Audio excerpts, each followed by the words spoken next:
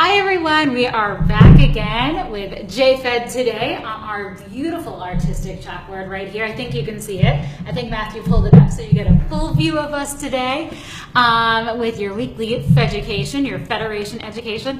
And I have a fabulous guest here, Meri. So welcome to our show. Thank you. So Meri, why don't you just tell us a little bit about yourself and what you do here? I am the director of the Family Assistance Program at Jewish Family Children's Service. I've been here for 6.5 years, and I'm here every day helping people in the community. That's amazing. So what does your program do specifically? We do a variety of things.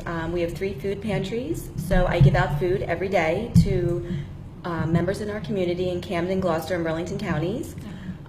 We have limited financial assistance. We run a lot of programs to help people. We have lawyers come in and do pro bono consultations. We have financial advisors come in. We do a lot of case management, also helping people find the resources to help themselves. That's huge. That's really important work. Yeah. How do people generally find you, clients that you guys serve? It's a variety of ways, definitely word of mouth. Our website, we get a lot of people can actually sign on to the website and ask for help. Okay. And a lot of other organizations, social services, 211 in New Jersey, if you were to push that as like a mental health hotline. Okay. They can refer us for food and also any other type of case management. How do a lot of these programs run? Is it all you? Do you work with volunteers? How does everything I work very work closely with volunteers. Okay. Andy Lowe is our director of volunteers, Okay. and we work together every day. I have coworkers that I work with that help certainly with everything I just mentioned, but we rely heavily on volunteers in the community. We have certain volunteers that come every single day. We get a lot of donations of food from around the community, so we need people to bring the food in to our organization. But we just started a new program called Helpers in a Hurry. Okay. And that is, if we need on like very short notice, Okay. we're going to be sending out an email blast to anybody who wants to be part of Helpers in a Hurry. Okay. Because we might get a really large donation and we need an extra hand. Or we might need help if we have a ton of families coming in that day packing. Yeah. So there's a variety of needs. And how do you get on that list? We send out email blasts, but Okay. certainly on our website, you Okay. can take a look, and we definitely need more people, so that would be awesome. Awesome. All right. So I think we'll put in the comment section of how you can be added if you're interested in being a helper in a hurry or really volunteering in any other way. So you've worked here, you said 6 years. Yes. So now that you have worked here for that long, how do you see what your department does and in general Jewish Family Children's Services does to affect the community at large? I mean, I feel like for me personally, we have an impact every day. I used to come here before I worked here, and I would go to the JCC and go to the gym, and I really at that point didn't really know what went on, I have to say. And there are people in need in our community, in our backyard. I mean, we're non-denominational, but there are Jewish people, there are non-Jewish people who really are in crisis, and whether they need counseling, whether they need senior services, whether they need food from our food pantry, I definitely think we're having an impact all the time. So how did you get involved in all of this? So you came to the JCC and then you started working. I actually, before I had my kids, was a family lawyer. Oh, wow. So I was used to interacting with people all the time. And then I was home for about 10 years raising my 3 kids. Oh. And I was looking to get back into part-time work. Yeah. And I heard that they were hiring someone to do intake. So that's actually part of what I do. Okay. Which is so really, tell us what intake means. Intake is every call that comes into the agency will come to me or someone in my department. And it's kind of like triage when you go to the hospital. Okay. We, see what the needs are. Sometimes they need multiple programs. So I'll take all the initial information. Yeah. If they need my program, they would stay with me. If not, they would go to senior services or counseling. So I started with that, and then it kind of grew into a full-time job. Wow. Which is great. That's huge. So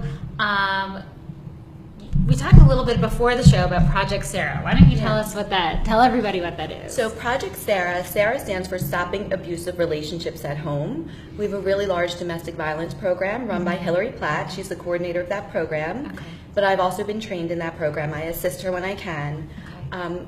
We have people come who need case management, referrals, safety planning, help with restraining orders. We also are very lucky. We have a shelter called Charlotte's Place, which houses up to 1 victim and 1 child. It's a 1-bedroom apartment.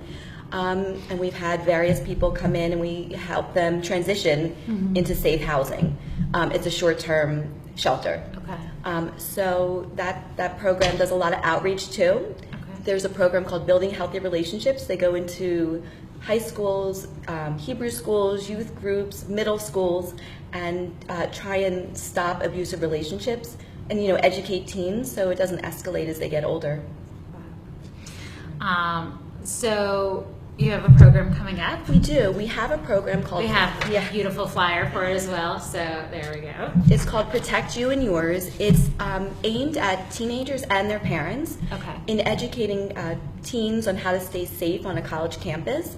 It's very, they might have heard a lot of talk on the news right now on what does it mean to consent, which is very, important for both teenage girls and teenage boys. So I highly recommend it. Coming out on May 1st from 7 to 9 right here at the JCC. It's very educational. We did it last year, and I was there, and I really think children and parents can learn a lot. Do we find that typically parents and teens aren't having these conversations, or this is a great catalyst to start having these conversations? I think it's a great catalyst. They also will do, I believe, private breakout sessions, so they can kind of separate the teens and they can ask questions they may not want to ask in front of their parents.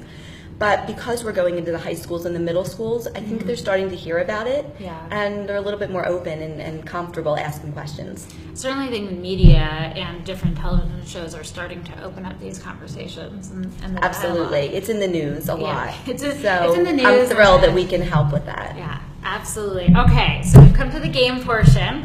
So Meri's a little nervous, but she's going to be fabulous.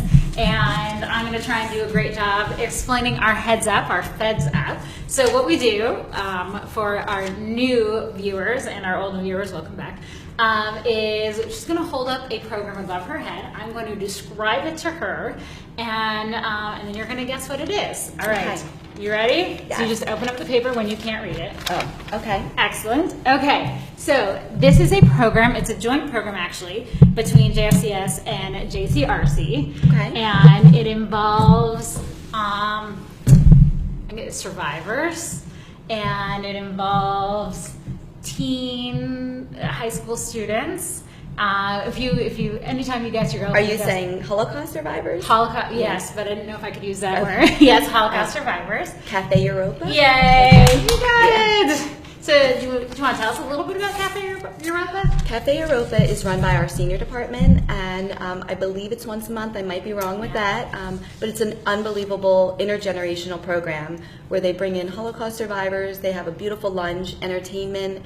Sometimes high school students or younger come out, and it's just a great opportunity to learn about their lives and also, provide some entertainment and a nice day for them. Yeah, I think it's really important. I used to work with different teen and college groups, and especially, when I remember being in high school getting to hear directly from survivors, but certainly that is not always going to be the case. So we definitely want to be able to hear as we can and learn the stories ourselves so that we can continue passing on. And I believe, it's really nice to even bring your children. They're receptive to having children. I mean, people love to have children around, and it's nice. And they really, older children maybe, they really, they learn a lot from the survivors. And like you said, it's, a matter of time before we can get hands-on experience and stories. Absolutely. So we have Passover coming up. We have so I hope everyone's practiced their 4 questions and all